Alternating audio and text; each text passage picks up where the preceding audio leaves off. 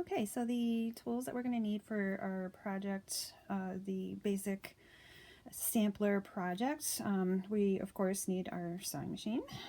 We're going to need to have the tucker attachment and the regular sewing foot, which if you don't have a tucker attachment, that's okay. I'm going to have another way for you to be able to do a block without that. So I'll be demonstrating two different ways to do this block. You're going to need some cutting equipment. If you're using a quilter's cutter wheel, then you're going to want to have these types of things. This is always helpful whether you have the wheel or not. You want your regular scissors. If you're not using a cutting wheel and you're just doing measuring, then you're going to want to use your pencil. And then I like having a little stick that helps getting things kind of moved along. If you're getting really close to the needle, you don't want to have your fingers get stitched. I've had that happen one time and it was horrible. So you want to make sure that you have something like this, or a pen would work too, like a great big pen. Something like this would be a very heavy sturdy pen would also be something that you could use just to kind of extend your fingertips. And then the block that I have, now I had my regular 13 by 13 inch block, but I attached a 10-inch strip to it, and that gives me a 23 to 24 inch wide block. So there's going to be gathers done across the block, and that's going to shorten the block as you sew it. So you need it to be extended. If you already have not measured out a block for this, you can always just cut it to be the right size for you. So as you can see, we're going to be using the light colored fabric for our block today, and what the first step is in order to get your block ready is you're going to go ahead and flip it over so that the wrong side is facing you, and then you want to find the center of the block. So the fastest way to do that is to just fold it over and hand press or finger press that edge, and then this is the edge that is going to go into the tucker unit, and that's where your first stitch line is going to be right here. That's going to be your center tuck.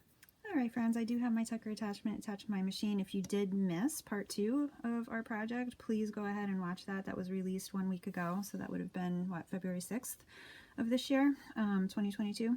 So please watch that. I give a lot of instruction as to what the numbers are representing and how to actually attach it onto your machine, all the setup and everything, and then a lot of demonstrations on actually using it. So please go ahead and check that out if you need that extra help. We are going to be setting both of our settings to 8 on this for this block.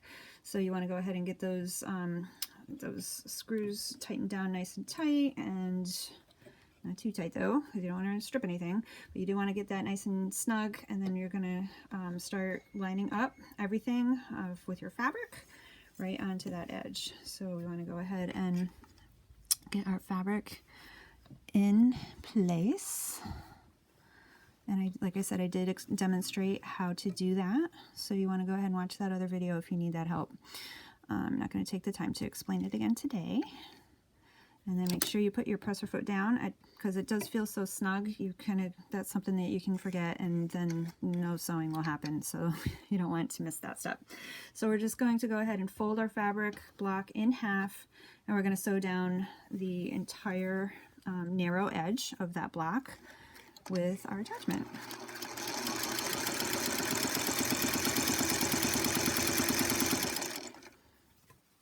To make any adjustments, just go ahead and stop and let it get straightened out again.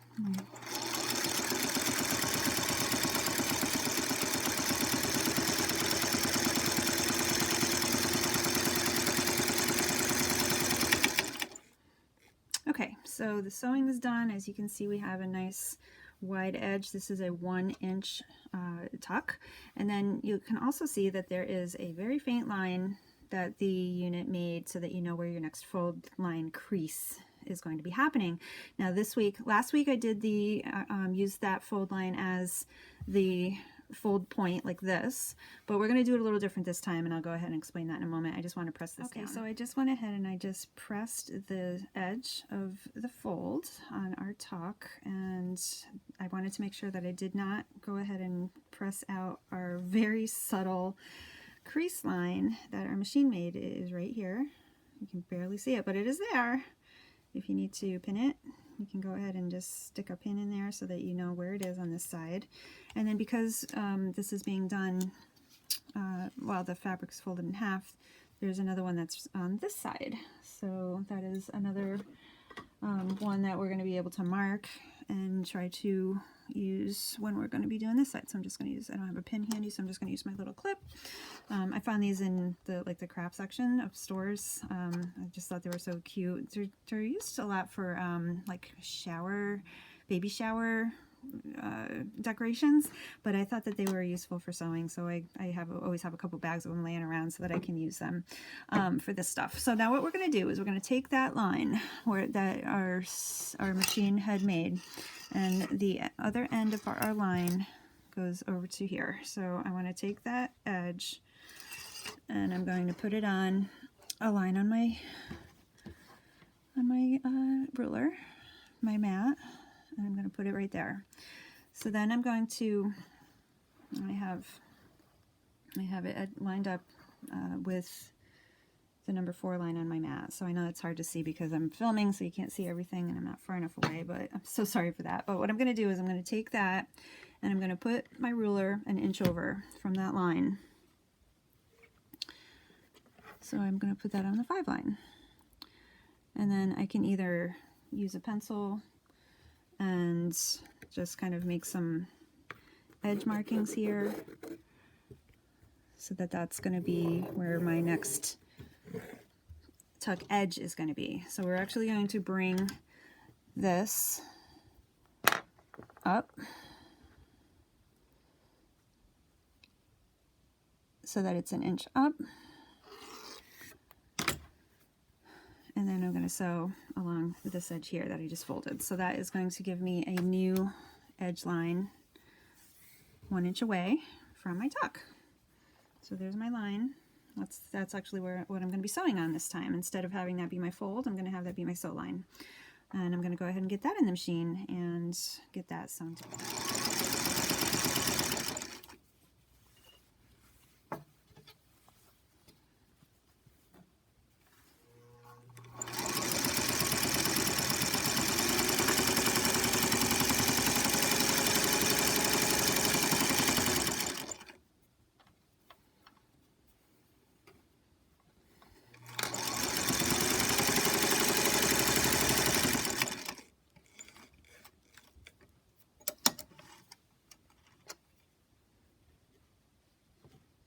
Okay, so now we have our 2 tucks that are in place. I don't know if you noticed or not, but when it was sewing the stitch line, this was actually stitching or pressing the new fold line along the seam of the prior tuck.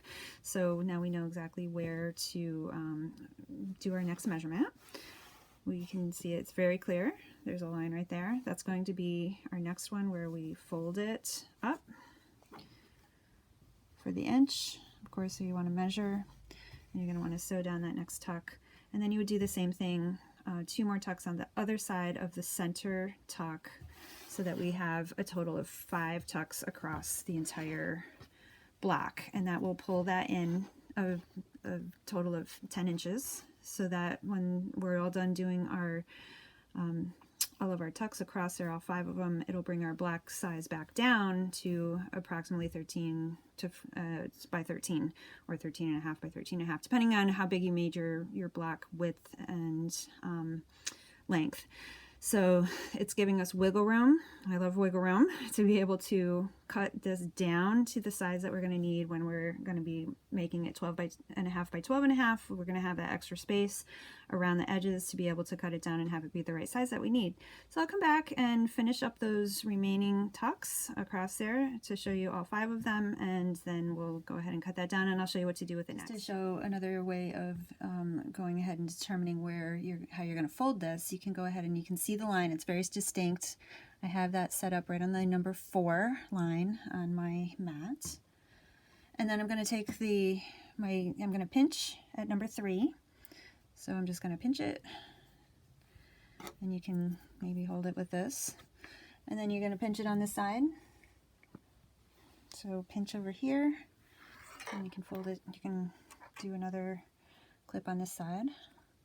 Then the great thing about fabric is when you pull it tight, I learned this from doing garment sewing, like hems and stuff. When you pull it tight, it's going to fold right on the grain line. So you can just finger press it. That might be a little bit of an easier way if you don't have the measuring tools to do the measuring with a pencil. This is another way that you can do it that's a little bit faster. All right, so try that out. I just want to get it in my machine, so I want to go over that marker, and then I want to go in between the other two areas of the front fingers that are coming through, and put this down. Take one stitch with the hand wheel, pull this out now, and just slowly coax it along. And then I can go ahead and use my power foot to get that going.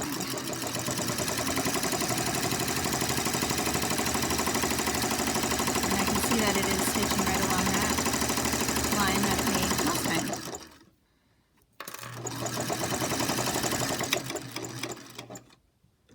And there we go.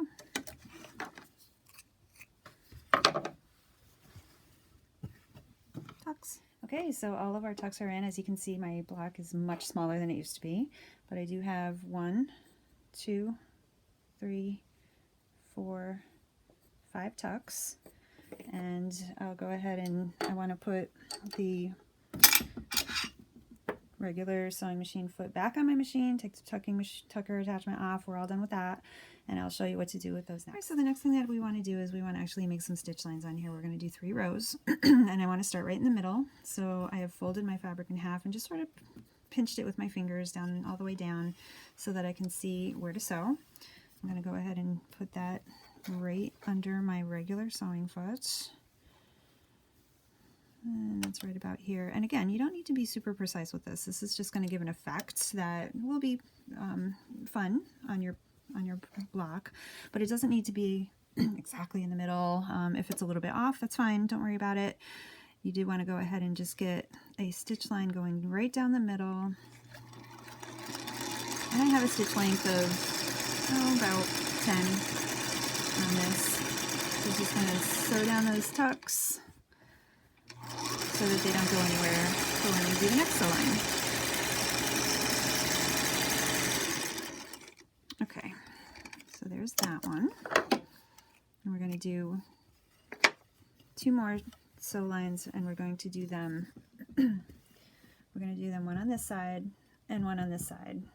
But when we do them, we're going to be actually pulling the tuck back so that it gives an upward appearance, and we only want to fold it up to, well, let's find out where it is. So we got to make our stitch line. We're going to go ahead and just sort of finger press that down, fold that in half to the middle. So it's almost like you're making a the edges are coming into the middle and opening up like a book. So you want to go ahead and get that next line figured out. And this time we're going to turn it around because we're going to be sewing. We're going to be sewing down this way. So we want the tucks to fold up. And then the next on the edge, we're going to want them to fold back down. So that's the look we're going for. So we'll go ahead and get that put into our machine.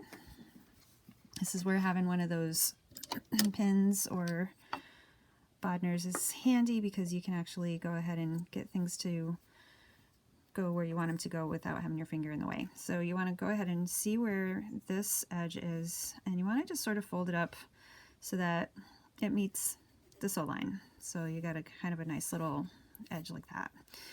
All right, so make sure that you press your foot's down, hold on to your back thread, get sewing.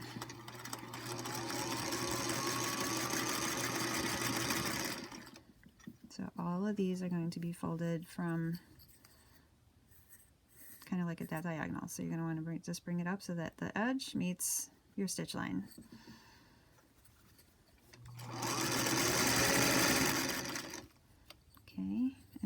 bit off on your lines. Don't worry about it. This is just, we're having fun with this. We're trying to play with our equipment that we have and use our beautiful attachments.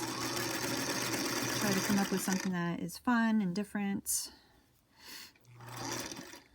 Okay, we're almost there at the end. I'm going to go ahead and do the next 2 lines.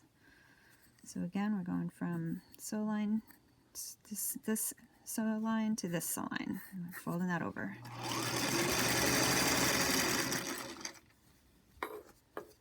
And then for that last one, make sure that your fabric's flat. You do want to keep that reasonably flat.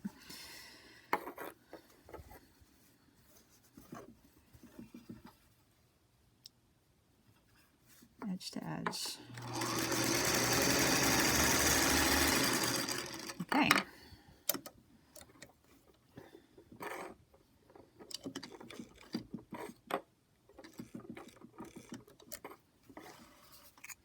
So what I'm doing there is when I have my thread that when I want to pull it out, I want to hand turn the wheel until it comes to the point where it has moved the bobbin enough to release the thread from the bobbin. So that's why I'm doing that step. Okay, so now on this side we're going to do the same thing. We're going to go ahead and find that center stitch line. We're going to fold it over like it's a bookmark. If you wanted to have this block pre-cut so that the edges are exactly the width edges are exactly the size that you want. You can certainly do that, but you don't have to. Again, that's something that you can do at the end. Okay, so now I'm going to have a crease. There's my crease.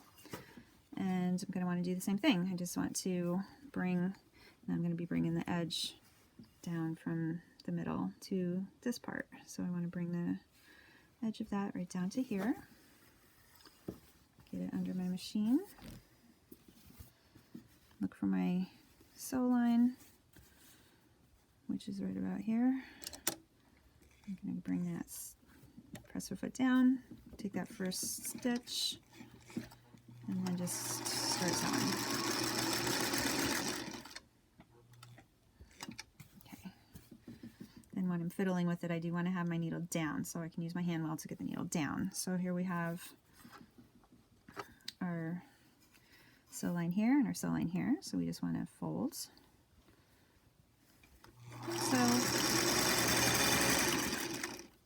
fold, so, get into a little rhythm, fold, so, fold, so, oh, and then we're at the end, so we can just start again. Okay, so here I am. You would not be able to pull the thread out in this position. You need to bring the needle up and then forward again a little bit, and then when you do that, your thread will be able to pull out easily. Okay, so this is what we have so far. Now what I'm going to do is I'm going to press that down and then I'm going to cut it to size. So this is where we're at with our project, and pretty much that's it. I hope that you try this out. If you did want to try to do another stitch up along the edges, you can do that. I actually might do that. I like the way that looks. Or you can just leave it that way. But when you press it, it's going to give that texture and it's going to look really neat. And then when you cut it down to the right size, that'll be your block for week number 3. And I am going to show another option as far as how you can do something that's similar to this without using a pin tuck. It's not quite the same, but it will all be used with the regular sewing foot. So if you don't have a tucker foot and you want to try to do the same sort of effect with something else, just with your regular piecing foot, you would be able to just cut a big piece of fabric that would be longer than your actual block that you're going to be sewing it onto. You want to go ahead and just get that. I made mine about, I think it was about 16 inches long, and it's just whatever width I have. And then you cut that down into 3-inch strips. Those strips are going to be folded in half. Here, I'll show you what I have here, and sewn like a tube. So here's the strip that I had. That's 3 inches. I just folded it in half. Carefully just go ahead and line up the edge underneath the presser foot here. Put down your presser foot into the lower position and just go ahead and just You can bang these out real quick. You can just sew right across. Just make sure that your edges are continually lining up so that you're not missing any of the edges.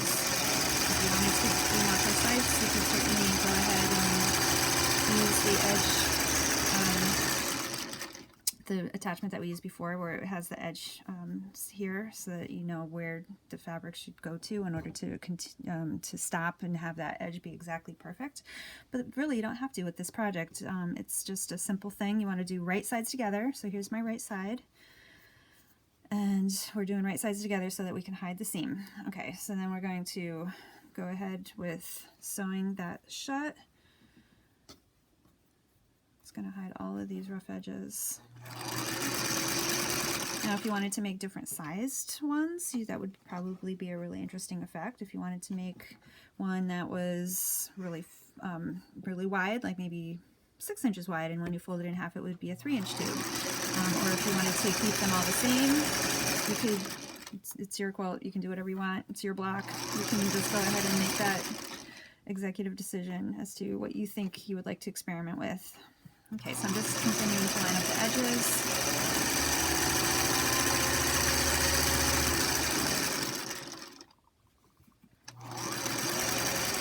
So you're going to make 5 of these, all right? You want to make 5. And then if you want less, you can do less, but you do want 5.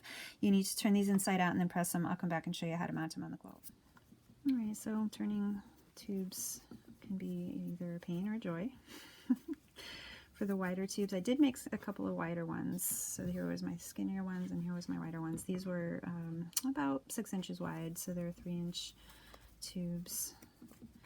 And you can just use your finger to go ahead and coerce the fabric onto your thumb or finger to get to the end, and then grab it and pull it through.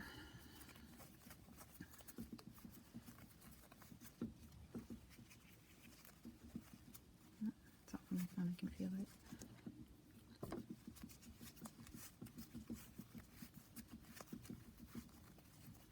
Okay, so there it is.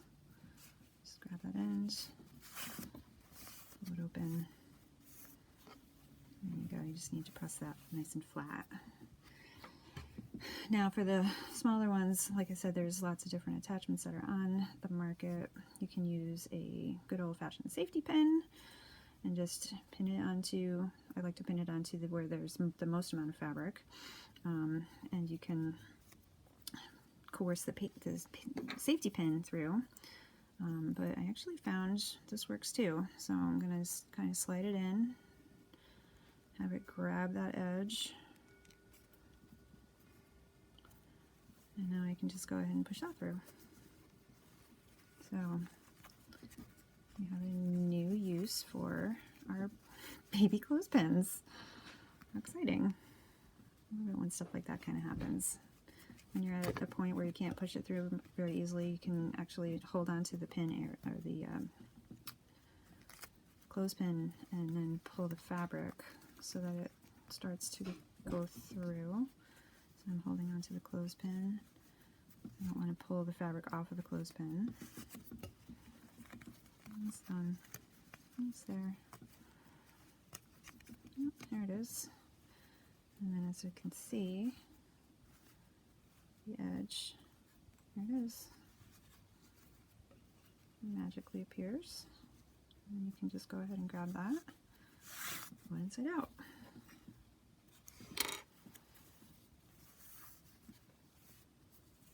Alright, so I'm going to do my last one, get this pressed, and I will show you how to mount these on the block. Okay, so here's all my strips. I went ahead and I pressed them right along where the seam line is on the edge, and then I took my block and I folded it in half because I want to see where the center is, just like what we did before.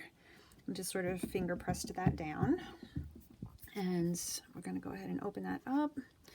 And then there's 2 different ways that this can be done. You can either go ahead and line that edge up and just sew it down along here, and then we have 5 altogether. I did make 2 fat ones, so, or 2 wider ones, so I could do the next one. I could do the next one about that far away, and then the next one about this far away. Just sew those all down, just like what we were doing with the tucker attachment, only we're making the tubes and the tucks themselves. Just sort of space them out evenly. You can measure or you can just go ahead and eyeball it. It's up to you. Again, just remember, this is just practice. This is a practice sampler of what we can do with our attachments. So once those are all sewed down, then you would go ahead and you would press the edges like this one. And look, I did do the edges down, going down on both sides. I thought that kind of looked nice too. So you can do it that way, or the other option that you can do is you would be able to take this. I just need to put this down. You can take your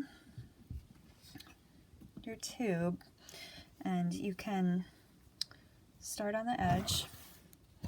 Get it to the edge. Start on the edge and pin it. And then you can twist it. So this is another way that you can do something that's similar without having to do all of the extra sewing. And just pin it down so you kind of have an idea where you want that edge to be. And then you can go ahead and, this is why I suggested making them longer, because these are going to be shortened every time you twist them. They're going to be shortened. And then on the very end, we can do one more twist. And that's kind of a neat look too. I think that was what I was originally going to go with, as far as getting that tucked sort of three-dimensional appearance. You can do as many twists as you want, but that does give a similar effect. I actually like that a lot. And then when you're doing each of your rows, you can twist them in just, the same or different ways. Up to you. This is your project. You can do whatever you think looks good on it. So let's go ahead and see how that looks. So this is the wider one. Let's go ahead and, so I folded it under before, so let's fold it the opposite way. And this one, it looks like because it's so wide, it doesn't need as many folds in it. Let's just do 3 on this one. And then there's one that would go back. So I'm all the way to the top.